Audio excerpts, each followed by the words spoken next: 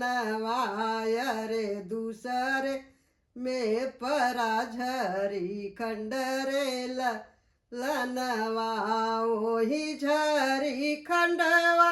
में दुई रे बालकवाय रे ओही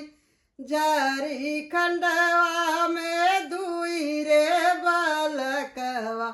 अरे दोनों भैया खेलले आहेर रे ललनवाय रे दोनों भैया खेलले आहेर रे ललनवा के कर तू नतिया से पुत वायर के कर तू